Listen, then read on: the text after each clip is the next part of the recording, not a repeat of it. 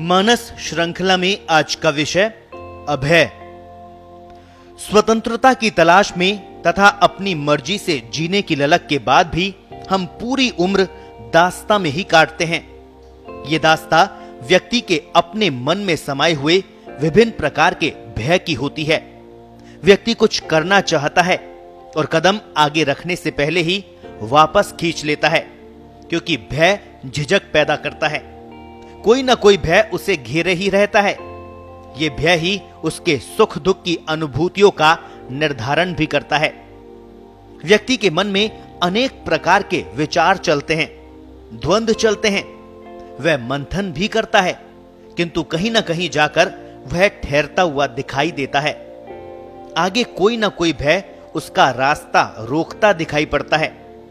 आवश्यकता इस पड़ाव को समझने की है, इस सीमा रेखा को तोड़ने की है। कुरुक्षेत्र में अर्जुन के भय को तोड़ने के लिए ही तो गीता का उपदेश दिया गया था। कृष्ण का पहला ही वाक्य था, नपुंसक मत बनो अर्जुन।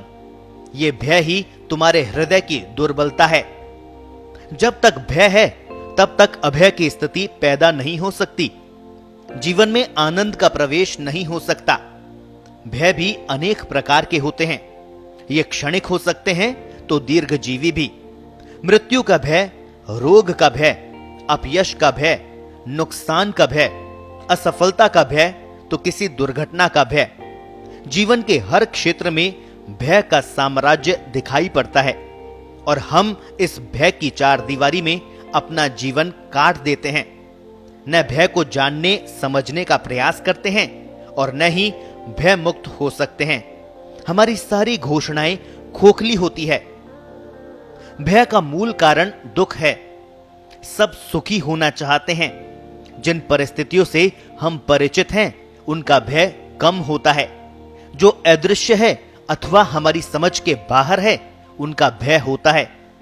इसी भय से मुक्त होने के लिए व्यक्ति ईश्वर की शरण में जाता है। अपना सुख दुख सब ईश्वर को समर्पित कर देता है। वहां कोई भय नहीं है। भयानक भी उसकी शरण में दिखाई पड़ते हैं। वही सबका त्राण दिखाई पड़ता है। अभय होने का मार्ग है भय और दुर्दांत के कारणों का चिंतन और उनका आकलन। भय का मन की विभिन्न अवस्थाओं में परिवर्तन। भय भी एक प्रकार की ऊर्जा ही है, प्राणों का ही स्पंदन है। इसको असुर प्राण भी कह सकते हैं।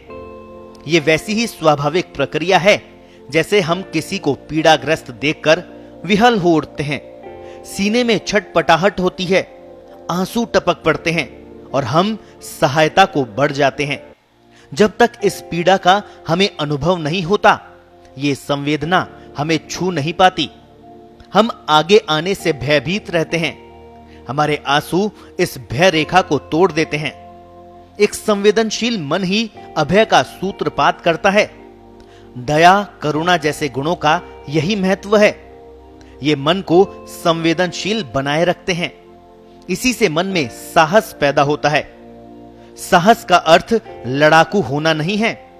भय से जूझने का साहस चाहिए, जिसके लिए छोटे छोटे उपकार के कार्य करके अभ्यास करना आवश्यक है। इसी से मन दूसरों के कष्टों के प्रति संवेदनशील बनता है। उसके भय शांत होते हैं और प्रसन्नता का नया भाव पैदा होता है। हम अभय की ओर बढ़ते हैं। मन नरम पड़ता है, अहम घटता जाता है। साहस सबके भीतर है, केवल अनुभूति की आवश्यकता है। शांत होकर विचार करने की आवश्यकता है। जहां जहां मन बोझिल दिखाई दे वही भय की शुरुआत होती है। उसी अवस्था को समझने की जरूरत है। मन को खोलने की जरूरत है।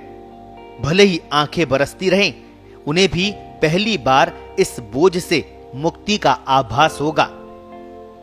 अभय होने का एक ही मार्ग है, मन की परतों को खोलना और उसमें संवेदनशीलता भर देना।